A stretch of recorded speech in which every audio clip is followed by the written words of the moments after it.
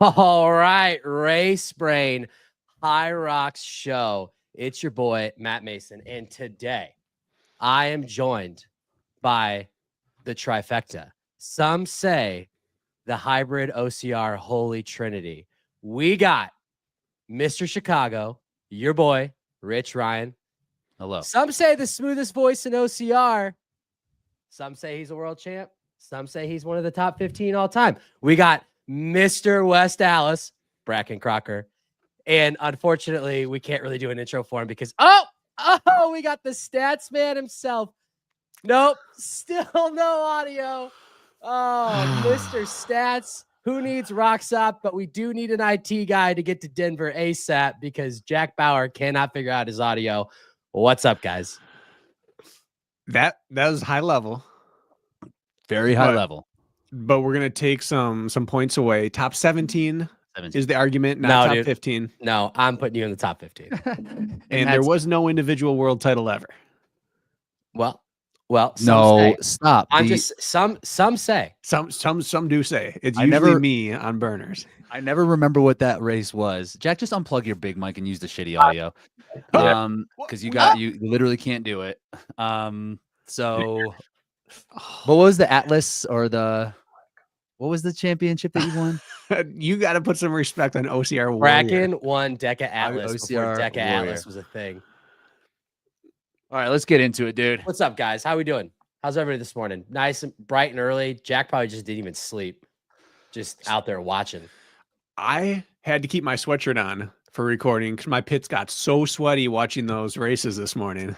They were good. I get And that. I was cutting it to the line. I did not have time to even change. So I just sweatshirt over the top. Let's fire it off. They were good races. Before we get into the races, what were your thoughts overall? I guess just on, for me, one thing that stuck out is the production value. I'd like shouts out to HYROX. The production value continues to get better and better each race. A couple of small things that I noticed today that I really liked and appreciated, especially with the grid. On the ski erg and the rower specifically, I don't know if you all caught this, but at the bottom, they had stroke rate. Mm-hmm. So not only were they showing the meters and where everyone was, you got to see what kind of stroke rate people were pulling. I thought that was cool. And then on the, I didn't catch it if they did it for the burpees, but they did do it on the lunges, which I thought was cool. There was a little almost like hamburger bar that would light up as they finished the length. So big hamburger guy. Yeah, big hamburger guy, preferably with jalapenos.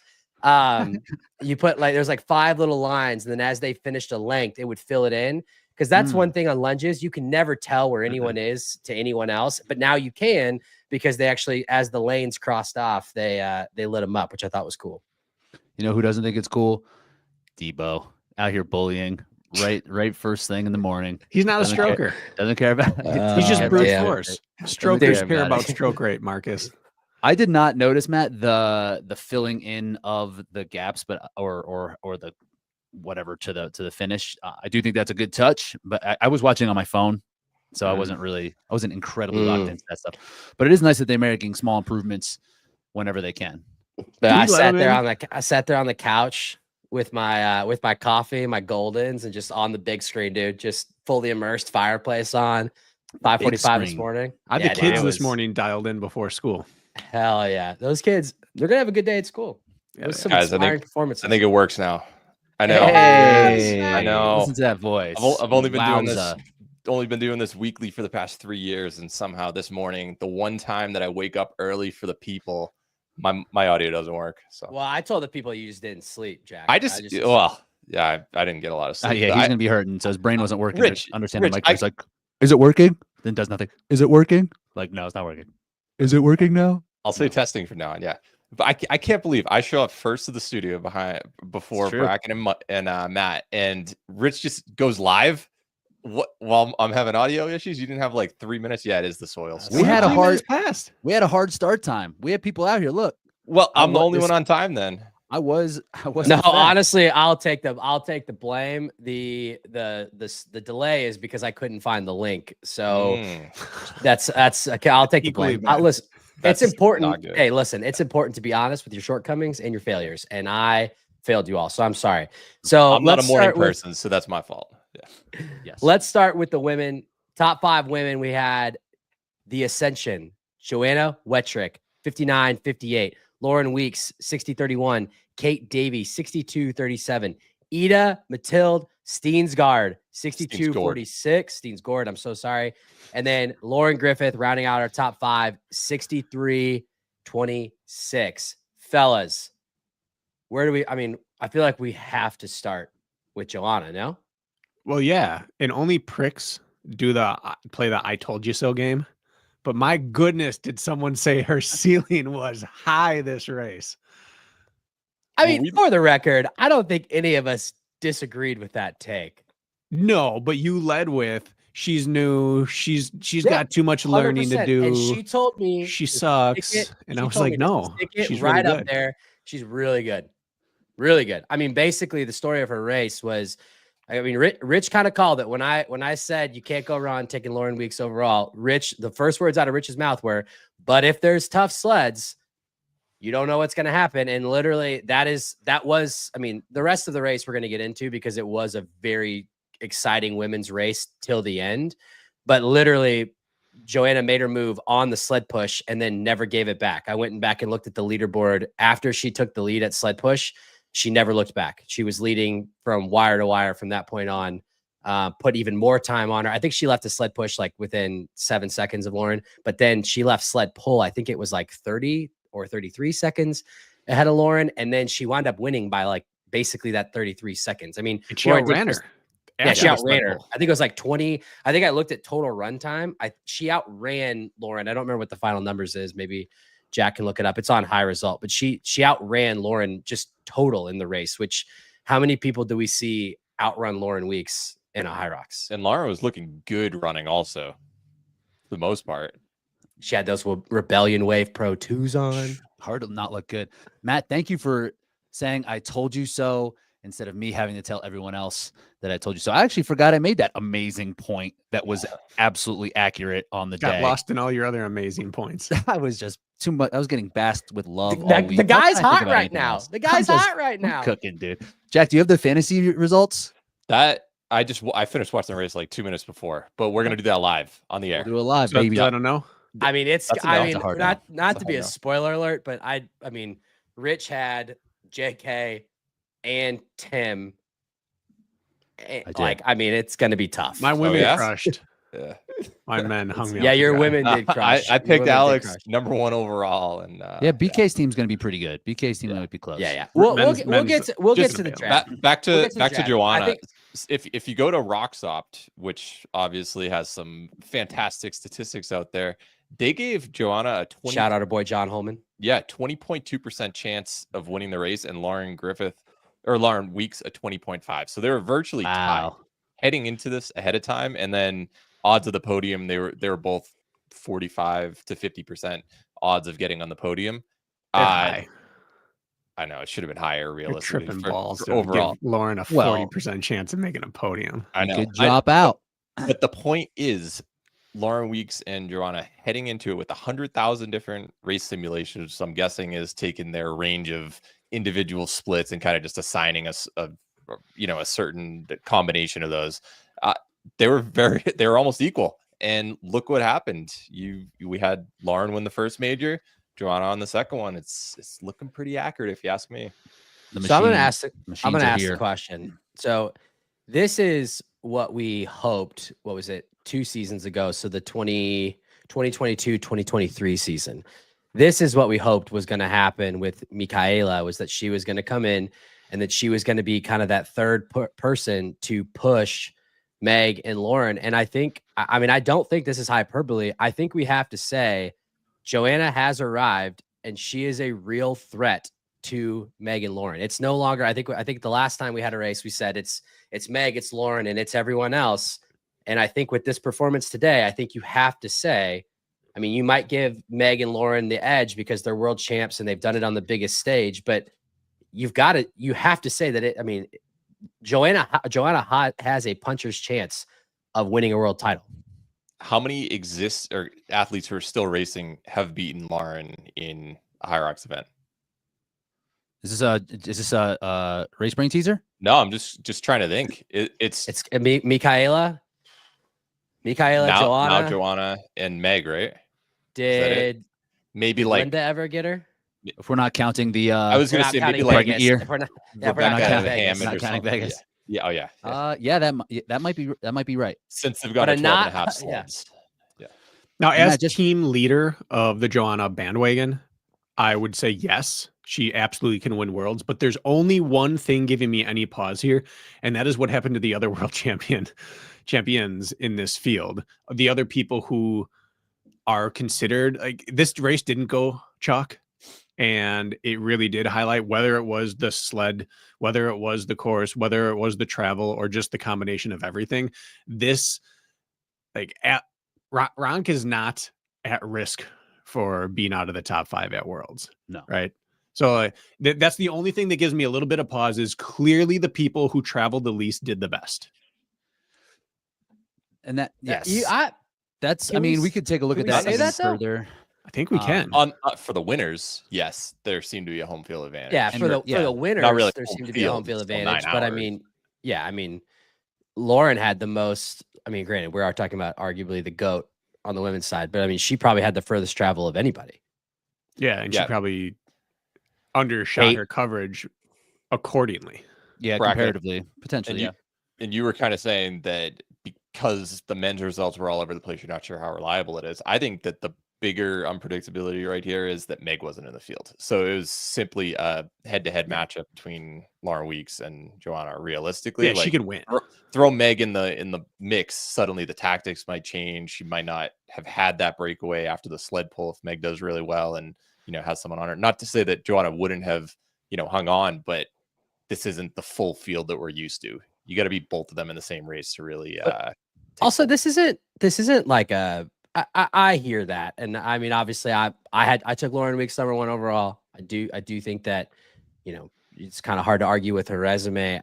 I still would say that. I mean, she typically shows up to race well, no matter where she's at, no matter the travel. Now, again, like Hong Kong, we're talking about Asia here, so we're talking. I mean, I think by the time they race, that would have been probably 1:30 a.m. local time on her body clock. So, sure, like that could definitely, that could be a factor. But also, she ran a 60:31, which is not that slow relative. I mean, it's slow compared to the world record, but it's also not slow compared to other major times that we have seen out of Lauren, out of Meg. I mean, I think Worlds was one with a 60 something, right? Yeah, I mean, I 59, think there were multiple races last year where Lauren and Meg were in the 60, 61, 62. So again, I hear the argument of like, okay, maybe it was the travel, but I mean, I don't think that takes away from the performance because Lauren still put up a very Lauren Weeks time. Correct. There's no falsehood in that. I'm not saying she can't win. She can win worlds. I just don't think she's instantly the favorite. Oh, yeah. And for the record, I don't think she's the favorite either. But I think talking about, we always said it's Meg and it's Lauren and no one else is really competing against those two. I don't think we can say that anymore. I think it's still, I mean, in terms of making the comparison to Michaela, she has had the same amount of success that Joanna has now experienced. So like, it's still early, right? And like, but it's recent. It is recent. So we have to be like, yes, but it is the exact same amount of success that Michaela has had. So I'm not comfortable putting her in that tier yet, just because it is so early and Meg was not in the field. I did say puncher's chance. I said puncher's chance. Well, according to but put it in ROX Opt. We won't have a job here. No one will be listening to us. It'll just be ROX Opt reading off, and they're just gonna like take our voices and just like be able to say all the stuff that we would say. AI's anyway. coming. AI's it's here. It's over. I'm putting her above a puncher's chance. She's this not is a AI puncher right out now. there. So what she didn't does get lucky? What about the calendar? Like right now, it's November. World Championships are still like 7 months away, and I know it's the same case for every single person, but she might have been like, here's my A race. I really want to. She might not have known that she was going to punch her ticket in Amsterdam. And like, this was the race that she was gearing up towards. It's the closest one to home. Yes, we've seen what she's done. I think this is her 4th time breaking 61, first time breaking 60. So obviously she's the real deal, but it's early in the season. And if you do look at Lauren Weeks, this is her 23rd race. This is her 6th fastest time ever. So she wasn't at her A game necessarily either, but it was still a ridiculous performance to Joanna. I hear all of that. We are 6.5 months out from Worlds. Anything could happen. Any of these athletes could get hurt. She's also only been racing HYROX for 5 months. So yes, to Rich's point, where she's new, she's a lot. I mean, a lot could go wrong, but a lot could go right. I mean, sure. and again, like I'm not willing to say, just for the record, I don't want to be posted on Instagram with the race brand. I don't want to be up there saying it's Meg, it's Lauren, it's Joanna. But we used to say it's Meg, it's Lauren, it's a Cliff, it's everyone else. I don't think it's a Cliff anymore, right? If we're talking Meg and Lauren are 1A, 1B, whatever, and probably interchangeably, I think Joanna is a firm 2 right now. She's ascended above the field for sure. And Matt, by saying that, that's what the clip's going to be. And it's going to be. And that's give me all the smoke. Nice. I want all the smoke. Anything else on Joanna's performance specifically that was notable before we talk about the other women? She showed the second most important facet that a HYROX athlete can have, and that's the ability to learn and pick up on the skill of the race and adapt to the things that she struggled with in a really short time period. She went from struggling on sled pull to having a really good sled pull. She kind of like surged. She fartlicked the farmer's carry. Like she's playing around with the race a little bit. Yeah, it was interesting. She fell asleep. Yeah, but she cleaned up her stations so quickly. We've seen some people just get race brain. They just get dumb. They can't get over it. She analyzed it. She fixed it. She's adaptable, and that's really necessary in the sport. Jack, I cut you off. No, I was just going to say on the sled pull technique wise, if you looked at her, I think she has a lot of room for improvement there as well, because she dropped the rope every single time instead of just passing it through your hands. Rich, you think that's the quicker technique, not letting go, right? So you can.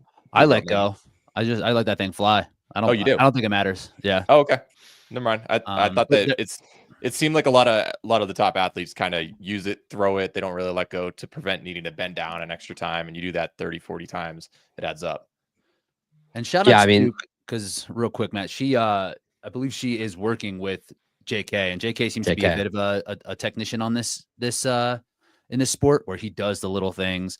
He's found places to improve his time. If you watch how he just like approaches all these races, he's thinking about it a lot. So to BK's point, like Joanna's also coachable, and she's getting the right guidance and is able to put it in practice, and makes a big difference. Yeah, I was going to say, and granted, it's been noted multiple times, we did not have Meg in this race. We also didn't have Camila, who's one of the stronger athletes as well. These were Joanna's rankings in the strength-based stations. Sled push, she was second. Sled pull, which we just said that, maybe there's some area of opportunity there, also second. Farmer's carry, she was third. Sandbag lunges, which there's some incredibly talented women when it comes to the lunges. You think Meg, you think Kate Davey, Sarah, she was fourth with a 345. Wall balls, she was second with a 336. Now that's about 23 seconds behind what we know Meg and Lauren are capable of when they're really going. But I mean, it's not bad. Really good. That's really strong stationing. So shout out to Joanna, incredible race. But this race kind of similarly to the Worlds race, where Meg ran away with it. In this case, it was kind of Joanna and Lauren. The middle of the race was really exciting. We had a lot of lead changes. I thought we had some people, Lauren Griffith did what Lauren Griffith does. Rich asked the question, is she going to back off? The answer is no. Hell no. And double down. No. She's racing Lauren. She's racing Lauren Weeks out of the ski zone. She's like, let me establish myself here. Just but like pedal to the metal.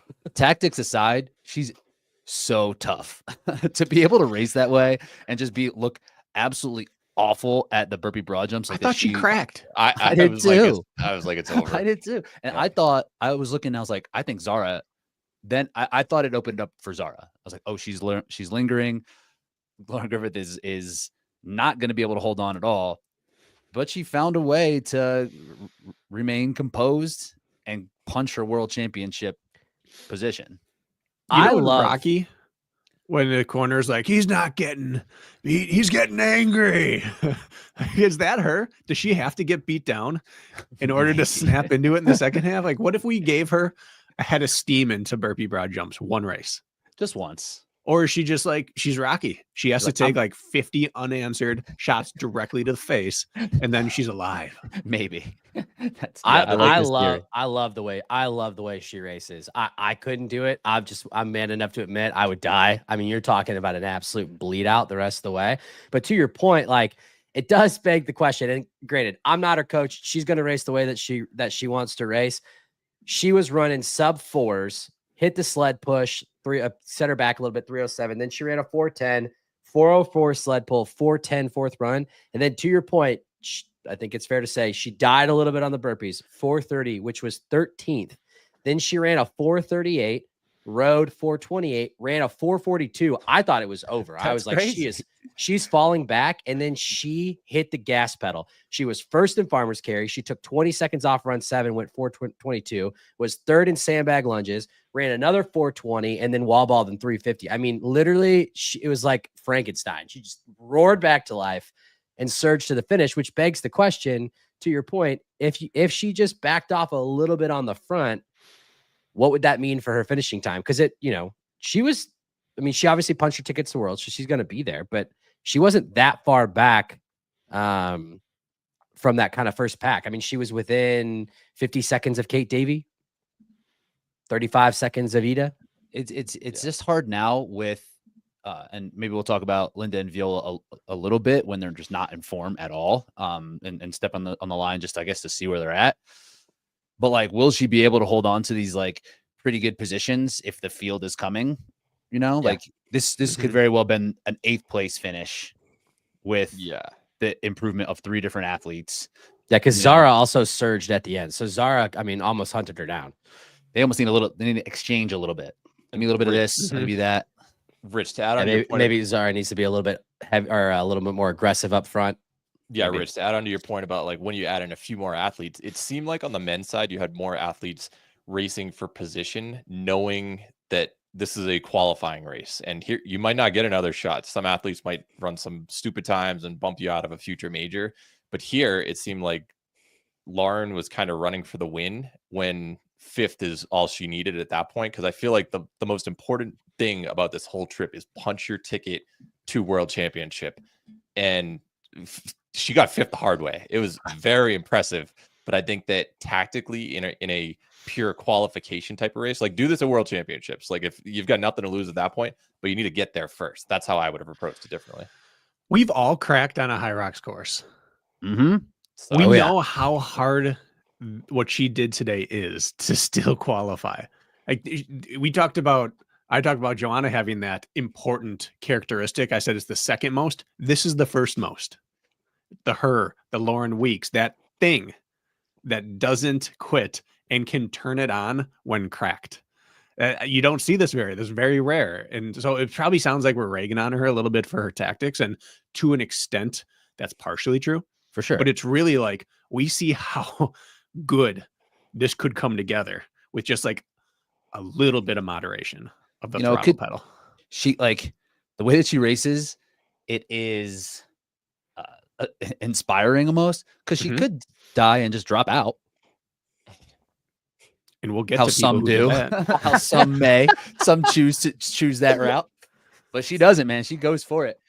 Bracken, you've mentioned this plenty of times on running public and stuff, that the Kenyan mindset is how long can I stay with the best in the world, as opposed to can I, do the American strategy where it's like, I'm just going to move up. Like there's a different mindset in the running community. She has all Kenyan genetics for that. And wait till we talk about the men's race. That the way the race started, that was an East African marathon. It's almost like it's almost like the hunter gone wrong, because if you look at Lauren, like she put her nose in it and attacked those first 3 runs and 3 stations as hard as she possibly could. And to your point, Jack, like, was she racing to place? I mean, she fell back. She came into burpees 3rd. She left 5th, and that's ultimately where she finished. But I mean, like Rich said, like, I think I personally, every time I watch Lauren run, like I want to watch Lauren Griffith race, because it's going to be It's going to be spectacular, and we will get to it. And it's not going to be spectacular because she's not going to blow herself up and then quit. She's going to stay in it. And to me, like, that is crazy. The other, I think, really smart race, and someone who I think is someone that we have to watch out for, is a friend of the show. Kate Davey ran an incredible race the whole way through. I think she came into burpees 6th. She left burpees in 3rd. She never looked back. She looked composed the whole time. She hammered the lunges. She also did something that I haven't seen before on the row, which was like really it definitely saved her some time. I don't know if you could tell if you were watching on your phone, but in the last 100 meters, as she would go in, she would slide her hand, loosen up a foot. Then she came back in, loosened up a foot, and that allowed her to get out onto the run very quickly.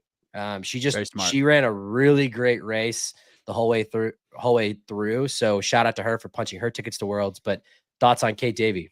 Yeah, I think that what team was she on again? Just wanted to remind that. Your audio's cutting out. Yeah, we don't know what you're saying. Yeah. I'm sorry, I can't hear you because I can still hear you complaining about Sandy. So he's on your team. I don't know what you're talking about. I know, but that was the pick for the record. You were. I would have definitely picked them. Yeah, I would definitely would have picked It's all good. I gave it spike pick. Go back and switch. You didn't even believe in the guess that you chose. But yeah, Kate Davey, she's so patient, and this is every single time that she's in burpee broad jumps, it seems like that's where she is. Just not light years ahead of everybody, but that is such a strength for her compared to other people. We saw Joanna enter with a 45-second gap over Lauren Weeks, and she only left with a 3-second gap. So that's an area of improvement that she needs. If you're number one in burpee broad jumps, she's the Rich Ryan of burpee broad jumps. If Kate Davey is near you, as much though. Yeah, good luck hanging on at that point. Yeah, that was fun to watch. It was fun to see her and be like, oh, there she goes, and then just pass. It was Lauren Griffith and Ida, I believe. Or maybe even Seka at that point. The Seka race was there. Yeah, she was in the mix. Who also does really strong on stations. Her running, she's clearly a bit on a different tier below the rest of the field, but she had a really good, strong station race. But watching her and be like, there it is, and have it just happen, and then her come out, and then for her to maintain, really cool to watch her race out. I really like her approach. Roxopt is gonna love her race because her last 4 runs were basically identical. So, run variance percentage. Shout out Roxopt. BK, I cut you off.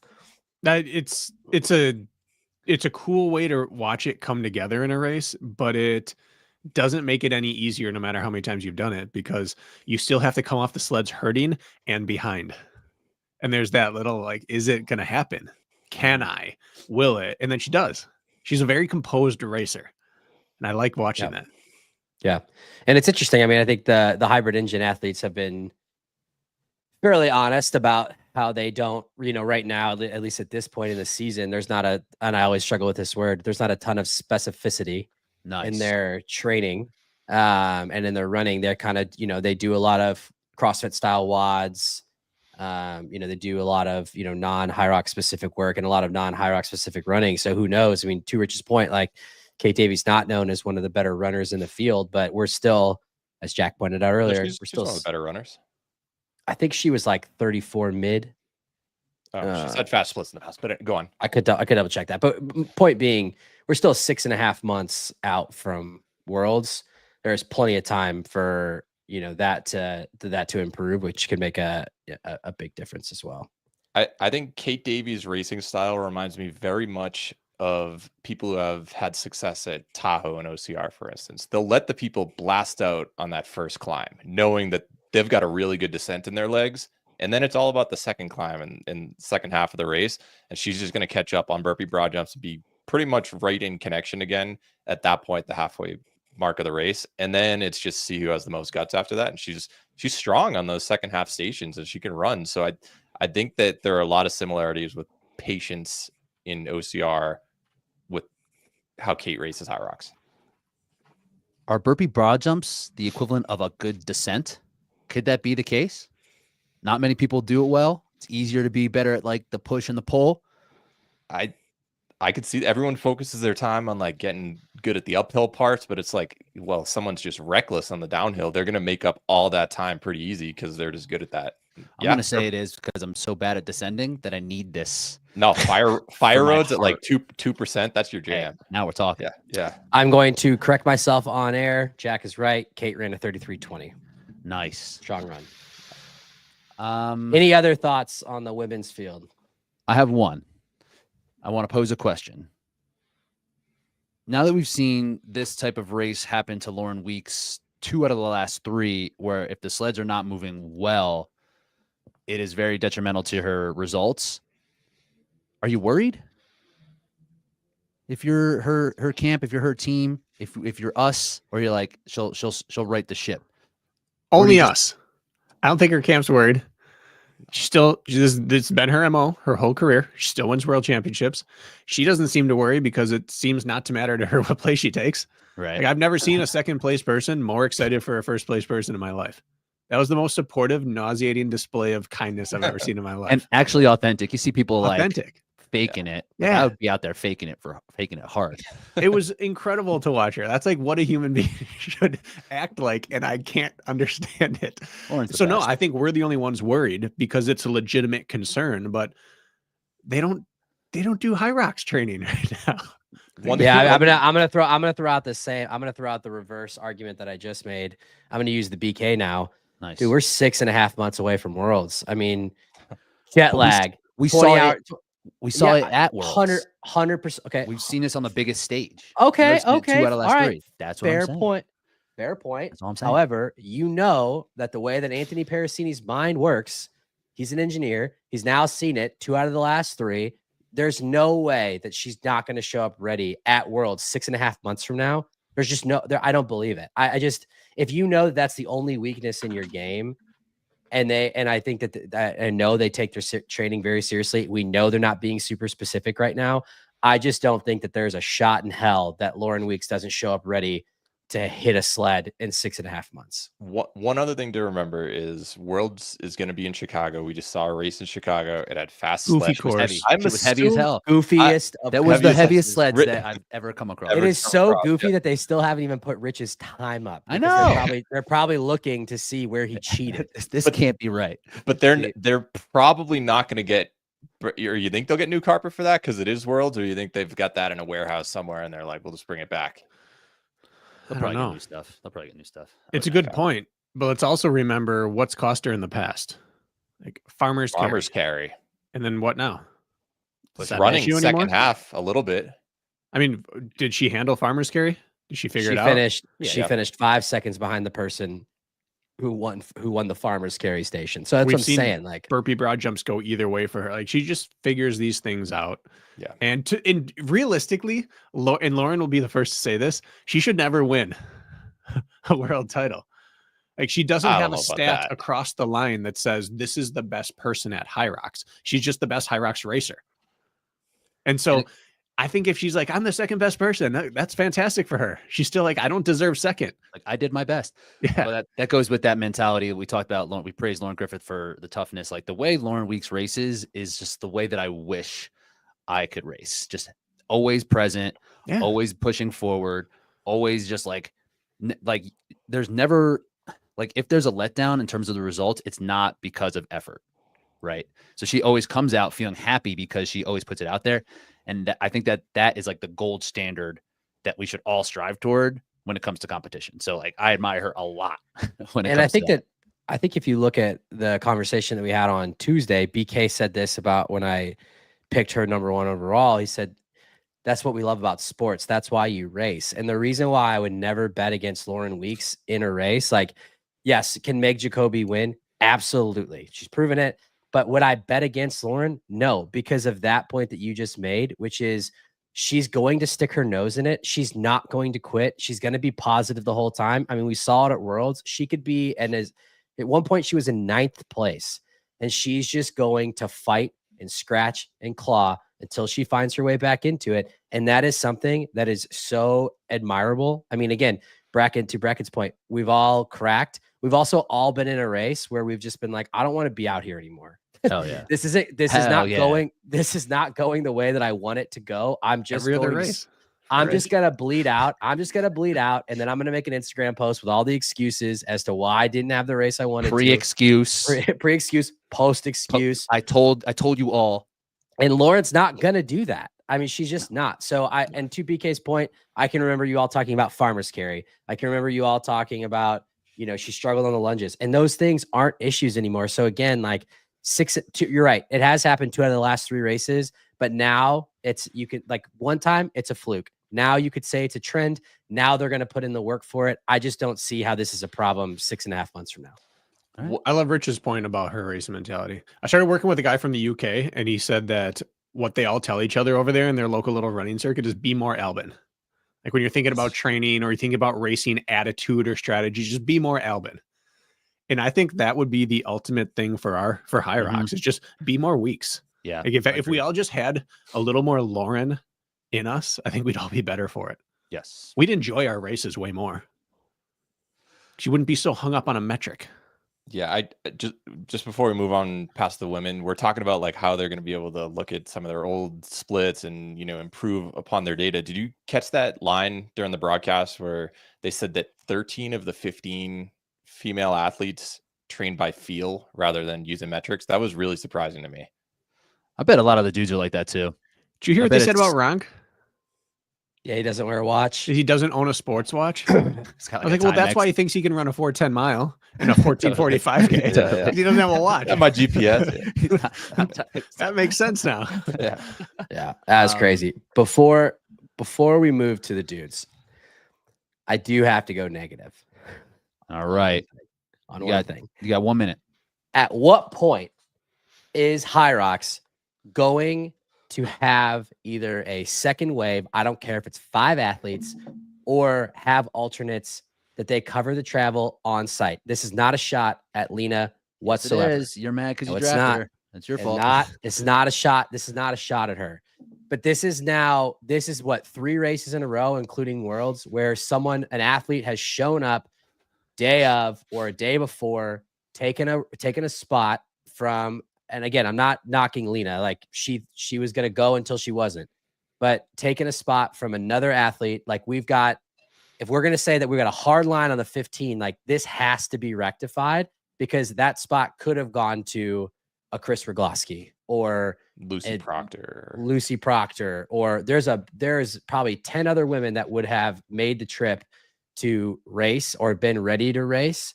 And I just don't think it's fair to, if you're going to do roll downs, I don't think it's fair to take away spots and not have a backup plan in place. Like, yeah, we've seen how valuable that spot is.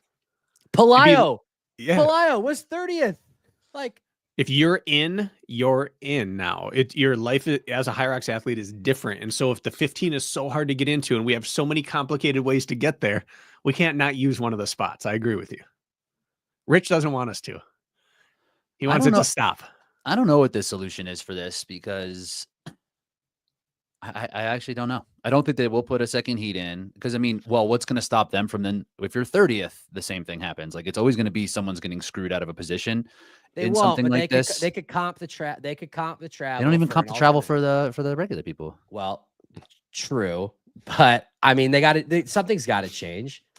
Like, because again, like I know we talked about this on Tuesday, and Rich doesn't like this, but like, if it wasn't for the fact that Megiddo worked for HYROX and Colin just so happened to land 4 hours before, we would have had 13 men racing in the elite 14 now. That's all it is. Yeah. And that would be fine if we had proven that those are the only people that can do well there. But they're not throwaway spots. That's the thing. Like, if you were qualified through, and this is what's the problem with this system, right? You could say this about Linda and Viola too. Like, why were they there? What were they? Did they just like hope? Like, maybe. And like, they clearly knew they weren't ready. And like, based off those results, like, what are we doing? Yeah. Viola made a post that she had COVID and did not run leading up to this. Although Viola's race is a little bit different. She had a case of race brain and just, she was already out though. Did you watch it though? No, she was in the middle, because she was in the middle. If she did 3 lengths, she would have been in the mix, but she can't. Sure. She okay, can't. fair point. Fair point. But we hear at each major though, the announcer like, yeah, and this athlete told us that they're not in their best fitness right now, but they're just going to see what like the Megiddo thing. Like, how can I not take the spot? And then That's they the either don't issue. race well or they Right. drop out last minute. It's like, this is foolish. Like, well, But don't you think athletes are taking the spot because of the hard cut? Like you have to. You gotta hope that totally. you just have to hope that it works out. It's better than Right. someone else going and potentially bumping them back. It's almost like playing defense. whoever didn't take that spot, every time Pelayo beats them now, it's their fault because they Right. let him in. Like And if that's Chris the- goes and that's the runs a mentality. 62 or something like that, and then jumps ahead of everybody where she wouldn't have had this opportunity. Like it's that they need to make sure that the right athletes are on the start line for the majors, and they're not doing that because they're giving people a 365-day window to prove that they belong there, which is just like doesn't make sense. And Lena is a different example because it seems like this is a new injury. Yeah, it happened after her last race, which was within a month. But like, so for her, she's like, what was the woman in the marathon? Fiona, the US woman. Yes. O'Keefe or something. Yeah. Fiona O'Keefe, right? She's like, Yeah. I did it. I qualified. I'm going to cross my fingers. Hope I can make it happen. But these other women are just like not ready. It's the problem. We don't run into this in other sports endurance wise because they don't limit it to 15. We just keep coming back to this. But if it's such a narrow window, there's no good way to ensure that all the best people are there. There's just no good way. But if this were a field of 20 or 25, if there are 2 heats, it would get lost in the wash. Some people run 7 minutes too slow. It's like, who cares? Because the other people had their shot and they did well. You don't notice it in other sports because it's not at a premium to get into that field. Right. I think the other thing, if you look at the calendar, once again, you only had to get really top 5 or 6 in this race to qualify. If you have that roll down, now you're in Las Vegas or Glasgow, like later in the season, you could simply show up and you're going to make the major if there are enough roll downs. We did not expect. That's what I'm hoping for. Yeah, Yeah, we're gonna go to- I'm hoping for a on the 12th place men's finish side. over in Glasgow. yeah, but On the we didn't men's side, expect. we're potentially going to go to 9th, and on the women's side, we're going to potentially go to 8th. So Yeah, yes, exactly. And then, can a do that. few of those are probably going to not go according to plan. And now it'll be 12th after that. So it basically show up, you're in towards the end of the year. That's not necessarily the case here. You can't guarantee that the 15th person, or I don't know where Lena's spot was qualifying in here, but there wasn't a guarantee that she was going to end up making the top 5. But if this was later in the season, there probably could have been, and she might have come and shown up. Like imagine fast forward towards the end of the year, 14th place, Michaela runs a 71, and she might get in if her time's good enough, because Right. that's 2 that's people how many drop out. qualifiers. Yeah. Right. It's like simply by finishing, you're going to get a spot, and it's fun. which is to Bracken's point, it's why people are going to show up. They're going to race. So there needs to be something like that's the funny thing to me is that they are so married and tied to this concept of the Elite 15. They will not break it for anything. However, they will run an Elite 14 race because they have an athlete show up who's not ready to compete. I just think, I don't know what the solution is. My recommendation would be that there's alternates or some type of second heat. I think that that's fair. We could talk about some type of adjustment. I just think it needs to change. On to the men. Real quick, last thing, not away from. I love when it's you because it's always me saying real quick. Good transition, Matt. Excellent work. Meg Jacoby just went on Instagram and made a post about her health situation. She has experienced a herniated disc in her back. She had this about a decade ago as well. So she did undergo surgery, I think, just yesterday. The timeline is not super clear, but the recovery from the surgery isn't like an ACL, right? This isn't like a year-long situation. We don't know what her what her health situation will be going forward, but she came out publicly, announced that she was injured, is injured, and is going to be recovering from a less invasive back surgery. So we're just going to have to wait and see. We're going to have to wait and see. She's already punched her ticket, so she can be there. She doesn't have to do anything else all season, and there's a long road, so we're hoping to see her back.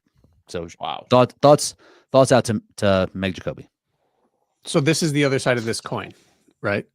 Long window, punching a ticket. It allows for something like this. Right. There's a, But also not without its positives. right. But it's a byproduct. It's like Meg forcing it, like trying to be ready at the beginning. Right. Right. Like, is it a byproduct of the season being like, hey, be ready 11 months of the year? Right. Well, so technically, she didn't even need to be ready because she got a pass to all the majors for so if True. she wanted to. But yeah, regardless, hope. Yeah, she but makes but at quick the same time recovery. too, like we don't talk about this a ton, but like HYROX is trying to make this a professional sport. I mean, I think I did the math. If you win all the majors, and you won Worlds, which Meg or Lauren could technically do the Grand Slam, you're looking at north of 50K of earnings for the year, which Right. is a salary. So And like exposure. Yeah. if you're Meg, there is a reason to race all the majors because I mean she's been very open and honest that she quit her job. She's gone all in on the athlete. Yes, she's got sponsors. Yes, that helps, but she's also been honest that like she needs the races for income as well. So like, you know, I do think I think the season's too long. We don't have a ton of time to recover. I mean, even the age group athletes don't have a ton of time to recover, let alone the elites who raced the first major was what, October, 3.5 months after Worlds. I mean, how much of a break can you get? So thoughts and prayers out to the homie, Meg Jacoby. On to the men. JK, James Kelly, Mr. APAC himself, 55-16. Tim Vinish, 56-22. Our boy, Graham Holiday, 57-09. Pelayo, Menendez, Fernandez, the most likable guy in HYROX, 57-25. John Wynn, 57-30. Literally just edging Ronk out by, it was like 100ths of a second because Ronk's official time is also 57-30. It was a photo finish similarly to Manchester 2 years ago. Story of this race, everybody coming into it was saying Jack called it a blowout. Jack called it a blowout, said that Ronk had dominated. And I said, no, not so fast. Not a blowout. JK right there. He's been ascending honestly since the Cologne race. And I think the ascension, I am willing to say this, the ascension complete. Granted, Ronk not in his best form, not going to take anything away from him, but JK showed in Amsterdam that he was right there finishing within 20 seconds. And today he made a statement. He stuck his nose in it from run one. He kind of played some of those mind games. He surged to come into ski erg first, looked the part the entire way. To Rich's point, absolute technician on the stations, runs hard, in and out. I mean, he made a similar move to past him coming into the row. Thoughts on JK? He's that dude, man. He's here. Dude. He is here. He's locked in. It's a huge win for him. You know, I see myself in him now. He's leading the way. I'm happy to see this. We're on a similar trajectory. Rich is going to ride those coattails. So this is a win for me too. Truly. Thank you, JK. Once you got that buzz cut, it was over. Lord, I mean, Baltimore. Baltimore haircut. I'm just following the blueprint. He's laid down. I don't understand how it works. He races it like a stadium race. He just surges. And this race started out like hot. Like a freshman mile. Oh, what those dudes are doing? What are they doing? What were they? How many resurge games do you want to play in the first K when you're staring down the barrel of a nearly 1 hour grind? I don't understand what they were doing. And he was the only one prepared to survive that. And apparently Tim was not wrong when he said he has the biggest fitness he's ever had. He's back. But you don't want to play the surge game with JK. But to your point though, I think the surge game is what caught Tim, because every time someone surged past him, Tim was like, no, I can run too. And he did look very strong up and through the row. And then he just didn't have that extra gear the final quarter of the race, whereas JK absolutely did. You shouldn't physically be able to surge like that in HYROX. It doesn't make sense. And I don't know why people insist on trying it. It was like watching newbies do it. They're monsters. The fact that they handled it so well is kind of impressive, but I don't know why. There's zero to be gained on that first run. And they ran it in the most taxing style you could do in terms of energy expenditure. It just seems backwards. Like what? It's like it was like 2 alpha. It's like how many rams can like run into each other? There was like 4 of them just all butting heads at the same time for quite literally no reason. No reason. And honestly, it makes you wonder, like, is that part of the reason why some of the people, and maybe even Ronk, because he was going with them. Like I think that, we're gonna talk about Ronk and whatnot, but like he also stuck his nose in it and kept surging with them. And is that just something that he's not quite, that kind of stop and go? Like, it worked for JK, it worked for Tim for most of the race, but is that what allowed a Graham Holiday to come in and take third? Because Graham just ran his race. And some of these runners, I mean, like the most notable person that it buried, this is going to wind up on Instagram. The most notable person that it buried is Rylan. Because he stuck his nose in it, stuck his nose in it, kept surging, kept running, put the sunglasses on, did the Rylan thing, and then the final quarter of the race just didn't have it. And I think that that's a direct result of the surge game they were playing for the first half of the race. If I can't win that race and I'm a second half racer and I wanted to pay someone off, I would have paid someone to do that very thing.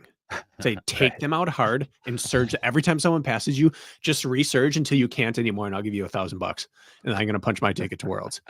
That's what you would hope for. That's what happened. They did it for these people. The thing that confuses me: how many of them have a running background? Most of them. No, I don't think many. Any of them?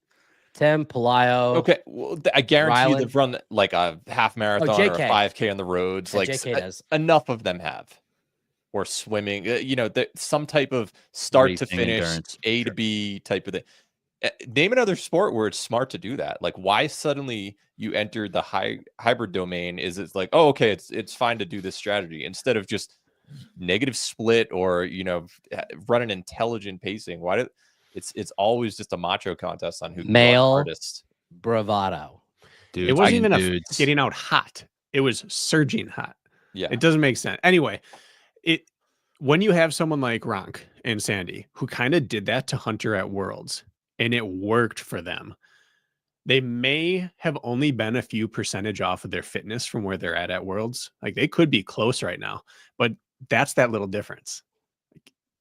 They survived a not super sustainable and repeatable race style, and they remember that. Yeah. And then if you're just even a little off of that fitness, like, this is what happens. You can't handle it. Even if it feels like up front, I can do it. You feel great that first K and you feel like a champ and you've done it before. You're confident you can. You don't have to be very far off your peak fitness to not be able to run the same strategy. And then they took it up another notch. Like they cranked that to 10. Yeah. Yeah. Before we talk about the rest of the dudes, I mean, again, shout out to JK. It worked. I mean, this has been, the writing has been on the wall. I think the way he went from last chance qualifier, Cologne into Worlds, he was right there at the end. The way that, in Amsterdam, he was 20 seconds behind. I mean, this has been coming. And I think, I do think it's fair to say that in that elite kind of upper echelon of dudes that we think can win, if you pick JK to win Worlds, again, we're 6.5 months out. But right now, if you were to put betting favorites on JK, they just got a lot better. Mm-hmm. He's not plus 800 anymore. He might be like plus 350. That might be smart to take. Yeah. The only question with this is that, like, it's still so early, right? Yeah. He's a young man. He's getting better. What's the point? What's the point of podcasting? I'm just saying his trajectory. He's been on for nearly 9 months now. 9 months, right? Like, or so, yeah. Right? Like, and nailing race after race, and like, so he must be training well. Must be training a lot. He's locked in for these races. He wants to perform well. There's just a sustainability question that needs to be asked. Not to take anything away from him, because this was awesome. I was really happy for him, and it was great to see him continue to ascend and be it now at the pinnacle. But it's just a long season. It is. He's got to take advantage while he's hot. And Matt, you specifically meant you're like, and starting with the last chance qualifier, that's kind of when he started gaining momentum. Isn't that crazy that he wasn't even good enough to get into Worlds last year without that last That's chance because qualifier? the system is broken. Now he wins. Time doesn't matter. He had every chance to qualify. I know. He raced every major. He got right, like, but if this system last year, he would have locked his place by race 2. He never finished worse than what, 7th? I think like that. Yeah. But in the second, he was never third. He was never. But he finished top 6. But Yes, but exactly. But in the first at race, what? Stockholm. Yeah, but at some point, he would have gotten in before the last chance qualifier. if it was this year, probably right. But also, Pelayo proved that it's broken anyway because Pelayo finished top 4 at Worlds and was 30th at one point in the season. Yeah. So it's like, right. So we give JK all this credit for his surging, and he deserves all of it. But did you notice that of that pack, he was the only one that didn't surge the first 3 stations? His ski was measured. His sled pull was bad. And Rylan came in and surged the pull, surged the push. People, they hammered the ski. JK is doing the noticeable surge on the runs, but he did not go crazy on the first 3 stations. And that's what won the race right there. Even Tim, who did well, was doing some things on some of these stations. He was punching was it? Or push? One of the two. He like went out for some pull. 4th to 1st or something. Like they went after that, and JK was calm enough to sit back and be like, I'm going to lose 15 seconds here. And then he was able to do his thing the rest of the race. So even though he was the surger, he was also the calmest of that surging pack. Yeah, Bracken, I'm just looking at Great it. point. Skier, James Kelly, Skierg, 4th, 3rd for the next several stations, and then he gets on the rower, 3rd place, and then getting out of Farmer's Carry. That's when he took the lead. So it's like a methodical moving up. He's right there. He's within contact. Yeah. Leaving? Or what you're saying. Okay. I'm talking position. Yeah, absolute position. He was 8th. His total position was 8th on the pole. But he didn't try to win anything close. Until it mattered. He got off. Till lunges. The bad stuff. Yeah, totally. Yeah, interesting way to run. It shows that, like, I think unless you are Ronk last year, Sandy last year, Hunter at his best, there needs to be some let up somewhere in that first third of the race, or else you just go backwards. There are consequences to that energy expenditure. Yes. Well, it's interesting because Rylan and Ronk finished the push within a second of each other. They were the fastest ones. They murdered the sled push, and then they both bled out from there. Yeah. In fact, you watch their run times fall. Everything fell after that. I think Rylan was 217 on the push, and I think Ronk was 218, and they paid the price. Whereas Graham who's one of the strongest athletes in the field, did 252 on the push, and then just 8 people up the rest of the way. Right. And they also hammered the first run, the ski, the second run.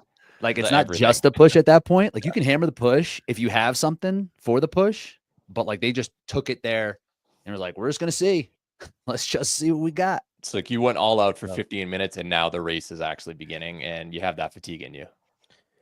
I mean, we haven't seen that work really, truly since World Champs Manchester, when last time Hunter did it. And that's the last time we've seen just absolutely punish the first third of the race and bury it. I mean, that doesn't work. It hasn't worked since then. I think it confuses people because it seems like it does. Like Dylan got away and gone. Rich recently got away and gone. You see people get away and they're gone, but it's those that they roll into it and find themselves there rather than they force the issue. Like, you can decide I'm going to be first into sled push and first out of it, or you can come out of sled push first. And there's 2 different ways of going about it. And deciding you're going to be out of it first generally leads to a consequence. And finding yourself there, like, oh man, how many times have we seen Kate Davey look around like, this is great, look where I am. It wasn't because she forced the issue. Yep. I think we need to talk about the surprise finish with Alex. So I looked at all of his races. This is his 21st race. What's his worst finish so far ever? Like, what, in ever? For local world championships, majors, whatever. Any HYROX race. What's Alex's worst? He's got a 60. I mean, he's got a 68 on his record at some point. I don't know how good that was back then. He had a 70 actually for that Dallas Invitational in 2021. Oh, yeah. He got 6th there technically. Other than that, he's never finished worse than 4th. So this was shocking. Wow. The thing with him is that he keeps fighting, right? And that was how it was at North American Championships the year that Magida won. Ronk was like an 8th, blown up, and just kept pushing his way forward. He pushed his chips in early, and you could tell he was struggling to hang in there, but he did. So shouts to him for just like keeping it going. because these dudes, like, and not just Sandy, right? Like the women don't do that. They don't stop when it's not going well, right? And Lauren Ronco Weeks at Worlds last year on the Right, wall she- balls. Like, right, like Ronco never does that. Like he has Lauren that Griffith mentality. had a leg injury and Right. finished the race. Right. Camila blacked out, actually passed out on the wall balls. and broke still her. finished. She broke a bone in her hand before. Like, yeah. Right. Yeah. Yeah. Like Bronco is an example. Like when I saw it wasn't going well for Sandy, I was like, he might stop. He did. When it wasn't going for Ronco, I was like, this is a place where some of the other high end athletes that we've seen would probably pull out. Not him. He doesn't do that shit. He's playing SEC football where week in, week out, he's facing some tough opponents. And then the other times it's like, are they actually that good? And then they suddenly face someone good and drop out or, get exposed as not being as fast. I think that these difficult or this specific difficult race is going to help him more get to that really dark place to try to repeat his title at the end of the year than someone who's like, it just wasn't my day. It's not my day, Just I'm not out. competing. Right. But going through something like this, if we look at the results, it says 6th place. He's 5 seconds away from finishing 4th. Realistically, you got edged at the line, 5 seconds behind Pelayo. Yeah, I mean, it wasn't his day, but is almost 4th place at a major a bad performance at the end of the day? Like, not really. And it's gonna. And make who it knows? tougher. Maybe he wanted to see. Can I take it at that blistering pace and hold on? I looked it up because we do have a 54 guy on the show. So I was curious to see what did Rich's splits look like a week ago. And the thing that sticks out to me, Rich also blasted the push with a 211. His run 2 was a 329. His run 3 was a 342. The biggest difference between these dudes today and what Rich did a week ago was, did anybody want to guess what Rich's ski time was comparatively to the top 5 guys in ski today? I bet it Rich was was probably 12 to 15 seconds slower. 15 Rich was probably plus. 355, and I'm 30? 30 seconds. What? 30 seconds slower. So Need to get a Rich was grip a on three. that thing. Rich was a 359. Rock was a 329. So but we can laugh about Ron that. does that but, all like, the time, though. Right. I know. That's but extreme, though. But my point is to BK's point about JK being measured. If you want to run really fast in those first couple runs, that's fine, but you might pay the price later. Whereas I'm sure that ski felt like a walk in the park for Rich. He's probably feeling good on run 2. These dudes today, you could see it. They were underwater quick. Sandy was gassed. Yeah. Yeah, I'm just gonna say it is Sandy the Anthony Richardson of HYROX. Dude's got an incredible ceiling, but like also has the potential to be benched. I mean, y'all brought it up. I mean, he was on my team. Y'all brought it up last week. I mean, I thought dude's been over there a month. No way he's gonna pull out. I mean, he out after sled push. 2 runs, 2 stations, done. It's, I mean, there from the world of like marathoning, right? Or even road racing at all, even in track and field, this was something that I was accustomed to, where it's like, if it's not your day, live to train, live in as another race. Like, it's not necessarily about like needing to push forward and finish every race.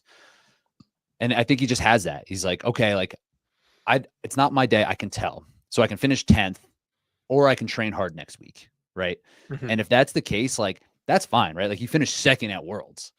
So like he's doing something right where all those other dropouts that he had last year. Yeah. He's like a 50% finish rate or something like that. Yeah.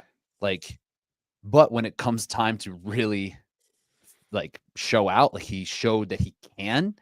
So we can be critical, and it is just like, come on, dude. But at the same time, whatever he has done in the past, it does work for him, right? And he continues When to it get works. stronger, and he's an incredible athlete. So like his mentality is not the same as Ronco's mentality, and doesn't necessarily mean like right or wrong.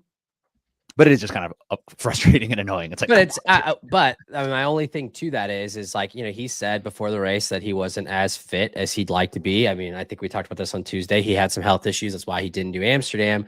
But he was one of the dudes that also got caught up in that male bravado. I mean, literally on run 1, it's like he wasn't happy that Tim and Ryland were ahead of him. So at one point he went out wide. He got wide to try to get around him, and he kept surging. So I hear you on the it's not your day thing, but he didn't start the race like it's not my day, because he attacked run 1, he blasted the ski, and he tried to attack run 2, but he didn't have it. So I hear you on that, but also he didn't race it like it's not my day. He raced it like a bat out of hell and then was done. That's a great point. So let's play pre-race fact / excuses. Who did we know had something coming in? So Sandy had been injured and isn't in as great a shape as he wanted. Yes. Rylan, gotta say. We're talking just the guys. Oh, just the dudes. dudes. Oh, I was like Viola had Rylan as COVID. well. Respiratory I mean, I guess issues. we don't technically might be know. We don't technically know what kind of fitness Pelayo was in because he did have the nasty ankle roll. He didn't make an excuse, but he wasn't training for. He seemed a while. strong. Like, Has he anyone seemed else pretty mentioned that confident. they're not in the type of fitness they'd like to be in? I think just those two. Okay. No. Who led the race? Like, if you come in, Thank you, BK. Thank you, BK. But to Matt's point, if you have questions about your high-end breathing or your high-end fitness, what is the one thing that will guarantee that rears its ugly head? Maybe just ease your Going way out in a too little fast. bit. Yeah, you're going out too fast. So now I think for Ronk, it's a net positive. I think you need to be like the Tree of Liberty needs to be refreshed with the blood of patriots from time to time. You know, that famous quote. I think the Tree of HYROX needs to be refreshed from time to time with blowing up. I think you need to be reminded of how miserable and bad it can be when you've been super successful so that you continue to respect it the way it needs to be respected and train the way you need to train and then modulate your intensity the way you need to on race day to have it all come together. I think from time to time, a blow up is important for a good athlete. But Yeah, I mean, look at Hunter. I mean, the dude is literally in the wilderness right now, training, not racing because of what happened at Worlds. what did Sandy learn? Nothing. He came in a little out of shape. He blasted way too hard and dropped out by the third station. Right. That's not a lesson. Bracken, Right. you just mentioned famous movie quote. I think the other one from Anchorman, 60% of the time it works every time. That's kind of his strategy right there, where he's gonna do this technique, and if he's 50%? fit that day, it's gonna work. If That not, quote was not that first quote, Bracken, about the blood on trees. That's from Anchorman. that was it. no. I think it's from Wasn't Thomas the Jefferson. no the I 60% remember one? that.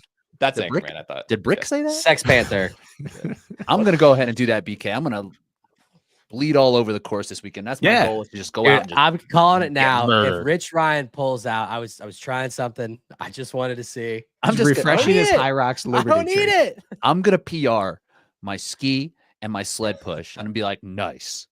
Then But BK if you're can not judge. fit or as fit and you show up to a race, what is 100% your strategy? See how it feels later in the Roll race. into Like, This chill. Not these dudes. No. See if I can get on one later. How about our boy Pelayo? That guy's a dog, man.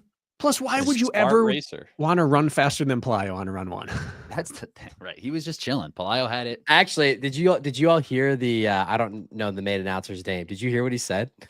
Tilt. He made that exact point. He was like, "Where's my guy Pelayo Menendez Fernandez?" He literally goes, "If we can't see Pelayo in run 1, these guys are too fast."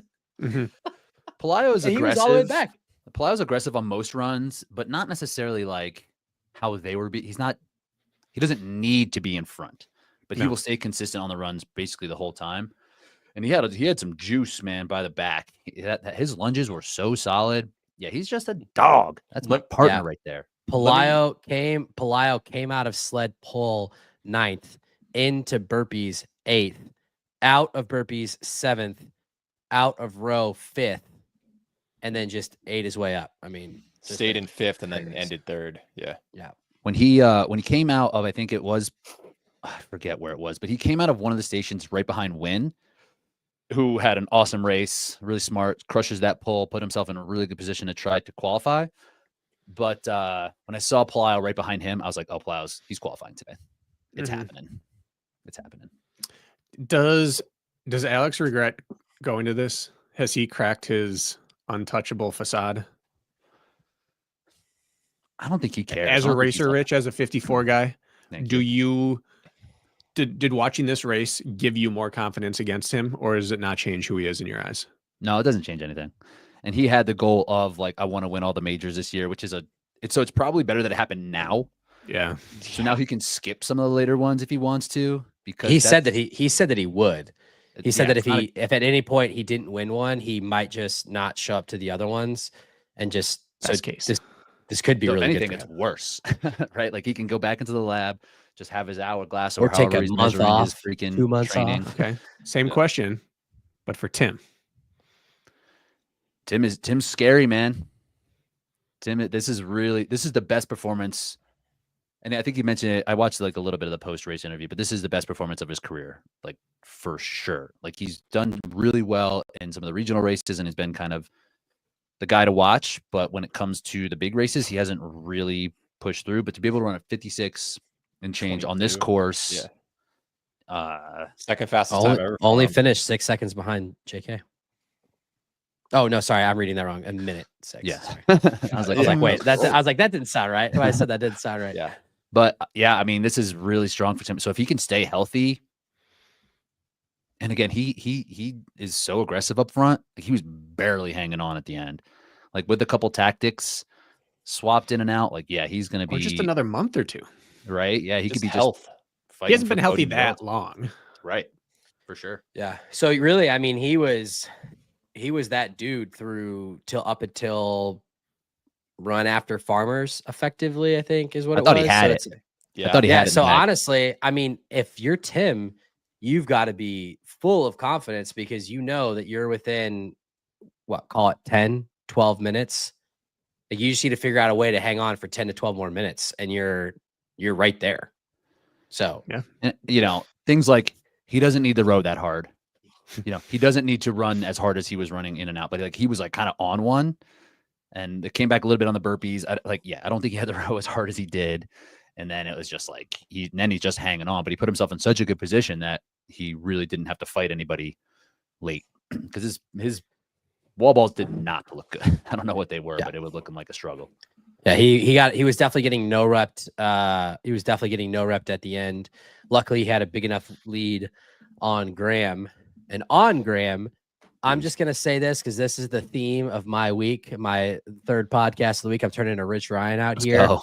Times don't matter. And the reason why they don't matter is because Graham Holiday was a fucking roll down and he just gave everybody that work.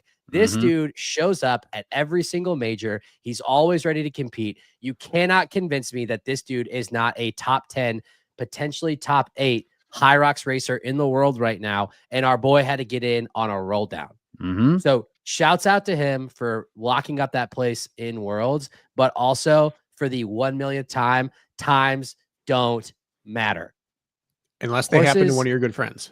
Horses, not courses, but Rich's time is legit. It's not a goofy course. It's not a goofy course. And if in that case, they should change the system to make your most recent time count. Correct. So Graham, do you want to know what place Graham was in after the sled push? So the out 10th? He was back. He was back. I know that.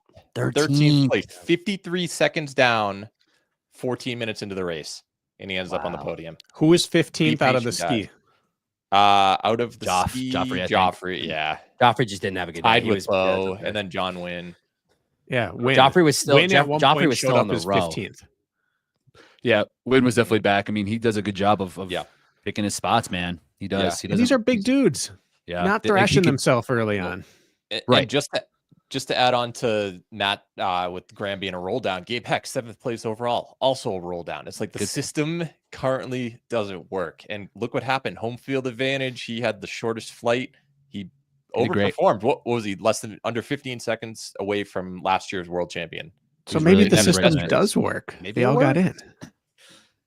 I guess. Yeah, I was looking at Graham. Well, no, because if number, if number 15 or whoever pulled out if Jake Dearden would have said, I'm going to give it a go and would have shown up, then Gabe wouldn't have been there. Yeah, it should have been in order. Like if you're the 22nd, but you're the 15th person in, you should have finished 15th. So it didn't work. Shout out to Wynn though, because he has said he's pretty open in his training. And as an age group athlete, that's something I appreciate. Feel like you can learn some things. He talks about what he does every single day. And he's been very honest that like he takes it conservative till the sled pull. And that's where he kind of starts to make his move because he is strong at the sled pull. Dude showed up today, number 1 in sled pull, and then just kind of started to eat people up out of there. And then also got to give it to him. He was second in wall balls. He went 338, which for the men is Not characteristic for him. Like that might be unbroken. That's really he's solid. been working on wants it. it. He's been working Yeah. on yeah. He went 11-4 on sled pull. That's I wonder if stupid. that's this time that Gabe, what was he, 57 something? 43, I think. What was his first time? 43, yeah. It'll be interesting to see where he does kind of end up. Like if that can, I think that will put him in a decent spot. If he'll get another shot, I'm not sure. That's like a minute PR for him, right? Roughly. I think he just ran a 57 something. Oh, you're right. Okay, yeah. So he was 57.22. So he'll be like 57.30 or something. So he'll be probably in a very similar spot that what he was for this. So it's, yeah. He'll So move it's- himself up. I'm gonna pose a question. The last couple of years, we've had a very identifiable villain on the men's side. It's Hunter McIntyre versus everybody. With some of the race antics in the last two races, is Rylan the new villain on the men's side? No. A couple things today that I noticed that are tough looks if you're gonna ultimately blow up. Pulled out some shades on run 2 and he started wearing shades. He also Run 3. passed- Waited till he took the lead. Okay. He also, as he was passing Ronk, I think out of the sled push, slapped Ronk on the ass and then took off running. Mhm. Last race, we had him offering Ronk water. This race, he's slapping him on the ass. He's wearing shades. He did this thing. He did the shooters at the He camera. dabbed at one as- point. I didn't know He that was dabbed still at there. one point. Damn, he hit a dab that's coming around. See that? He Yeah. hit, That shit's hot in he hit Utah one of these, still? He hit the hang loose. He hit the shooters, and he hit a dab. Sunglasses, slapping people on the ass. Do we have a new villain on the men's side? No. He's not like Hunter. It's not like Goofy it's to not be a heel. villain. It's not heel behavior, but it is Yeah. just like not that Cringe? cool. It's just it's like a little too cringe. But whatever. He's doing his thing. He wants to be. He's different. that young little kid you look at and go, he'll realize it someday. If they're I gotta not ask. villain. I He's a gotta ask. character. Yeah, he's a He's character. a character. All right, All right, guys, Um, we need to score this. score it up. Who won the draft? Let's go through it. I'm thinking I won, I think Rich won. Yeah, and then I'd say Bracken it's- second. I be just very don't obvious. think my guys would float me well enough. All right, help me Matt's fill this team is in. Not, oh, Sandy's tough. Viola's tough. Where's Jack? No, I definitely won this thing. All right, I real don't quick think while it's close. Jack does the math. I've You got mentioned- to. I thought you were gonna just read off the numbers. Oh, okay, here it is. Yeah, oh, here yeah. it is. I'm doing a screen share. There we go. All right, Lauren 2, Sandy nothing, DNF. Palayo, 5th. 3. Palayo 5. You said Plow 5th. Viola. She was way down. 11th. We don't have the top. 11th. 9th. Whoa. 11th, yeah. Did not Whoa. start. 13th. Okay, we'll add that up after. Don't Alex get is- drafted by Matt Yeah, Tough. prior 6, to a major. 3, 14. What were the rest? I'm sorry, I waxed you last time. Yannick was down. He was 10th. Short-term memory. 3. Joffrey was Seka- 14. Where was Sika end up? You got a second number? Second finished 7th. 7th. Good showing. I've for got She the belongs. women. Someone take the men. I got I got the man. I got the man. All right, Linda, 12th. Lauren Griffith 5, 5th. Tim, 2, Gabe 7, 7, 8th. Jess, Sadiq, 11. Bracken, He pushed Rylan. really hard. Yeah, Rylan Rylan was 8th. 8th. 1, Ito's Ida 4th. 4, Seb 10 or so. 12th. 12, Zara, 6th. Win was John. 5th. and Good no race by Chris. Win. Okay. DNF for Chris. Yeah, imagine Wild after card. all that talk, imagine we said that probably, top 6, you get a podium spot. Win finished 5th, didn't get, or sorry, top 6, you get a world spot. Win finished 5th, didn't get a world spot. That's why Tough. we show up and race. That's why we Tough. show up and race. Yeah, seriously, with Tim, Graham, and Blau. I think I said those 3.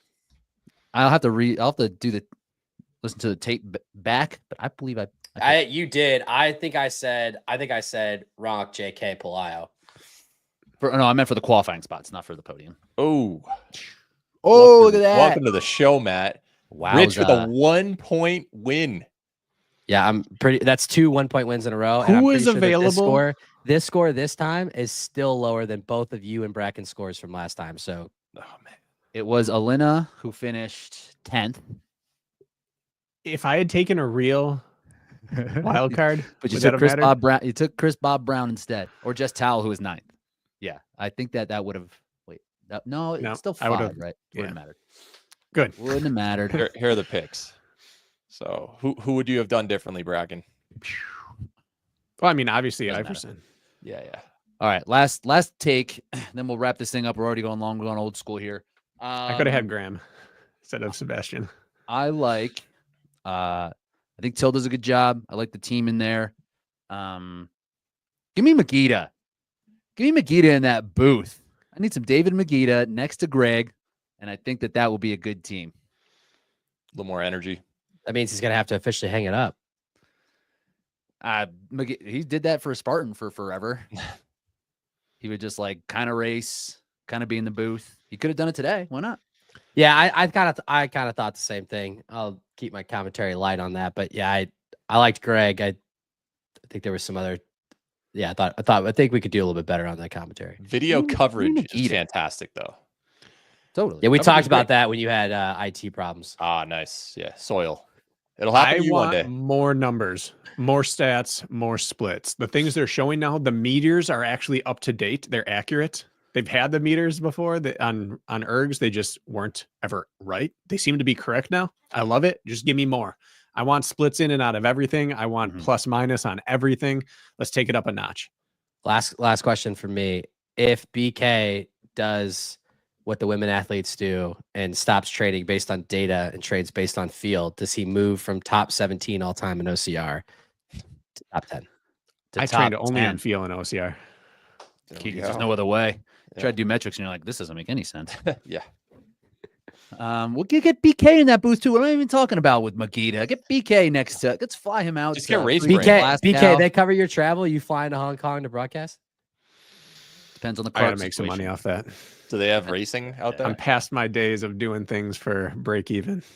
Can you get? Is there a kart race you can kind of parlay this thing with? There's racing everywhere. Hong Kong. You could have Braden out there. Imagine the cost of flying Braden's cart setup to Hong Kong. Don't leave it at HYROX. Yeah, no, you'd do arrive and drive for that. You'd find someone with a cart there, a team that would set it up for you. What you could also do is have him steer the camera car. I'm an idiot. That he could do. Yeah. Yeah, that's true. You could have him on doing the cycles. Yeah. Okay, I know I said last question, but last question. Now that the race has happened, Rich. Yeah. Where do you finish in this race? Well, 54-28 he'd win. That would crush. Times. Yeah. I mean, realistically, I think I'm with Pelayo. I think I'm in and around that area, like podium threat. Yeah, because Rich is not a young man. Up. Rich is not a young man. He's not gonna show the bravado. I would definitely not. He's gonna be a little tired anyway. I would have been trailing behind Joffrey coming out of that ski, and then hoping that everything goes well. I think 3rd to 5th. I like that. Or probably win. Our guy's full of piss and vinegar. I love it. Hey, I mean, just calling how I see him. That's my partner. That's my guy right there. You gonna run fast this weekend? No, I'm gonna blow myself up and just remind myself. The blood. Did you do the math? Did we decide as long as you run a 60, you're fine?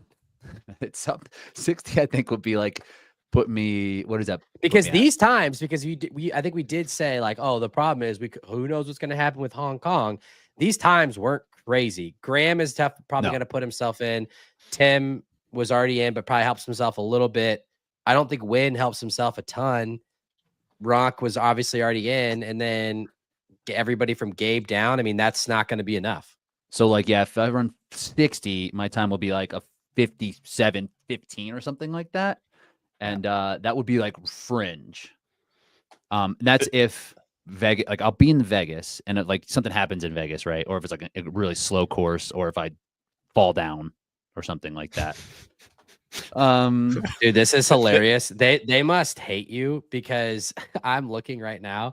They literally have Joanna's Hong Kong time already up on the leaderboard. Your What time the still has not. heck?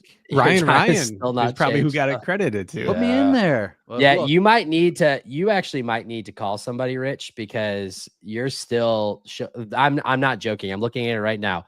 If you just go to even Hong Kong, they have Joanna's Hong Kong time in already for 59, whatever it was. You still are. Your best time is Washington D.C. I'd say delay it, and then push for whenever they put it in. That's your window time. That's your date for that. it's like, no, my time Date- says date of right there. I inclusion. get an Yeah. extra 2 weeks. That's right. Yeah, you definitely, Rich. We're talking about this live. You need to email somebody because I'm looking at Vegas and they have Tim's Hong Kong time, Ryland's Hong Kong time, other Oh, they Hong do have Kong that. times. Yeah, They don't Hong have Kong Sean times. Noble up yet, though. They don't have Dublin yet. That's Yeah. and they don't have it. They might They have don't fast have. forwarded this one. Yeah, they just. It- they so They just they're- assume they're like, nah, no one in Chicago Yeah. can. I'm just, I'm These I'm US just boys watching out stank. for my homie. I'm just letting, Thank I'm you. giving you real time facts. I'll shoot People it have out. people have Hong Kong times. Your Got Hong 2 Kong months time to isn't figure up this there. out. Put So that there- up there. I need to post it eight on races, Instagram. 8 races worldwide until Las Vegas or within that window. So basically, as long as you don't get kicked out too far during the next 8 races, you're good. That's what it sounds like. And then you Running need to is- get top 8 because of the roll downs. We have 2 new guys, so now top 8 would theoretically. My time's gonna be 56-20 something for Vegas. Like, Yeah. I don't know if that would be. It's obviously possible, but like, unlikely. Yeah. You should be fine. You should be be fine. right. Any final thoughts? this was fun. Next is our week on best the coverage yet. show. Best coverage. Next week, it was definitely the best coverage. Next Give me week some on BK in the the Race beats. Brain HYROX show, we have Drop the Hammer himself, Mr. Ryan Kent, fresh off his Dallas race. Find out how it went. So tune in next week. That's all we got. Peace. Later.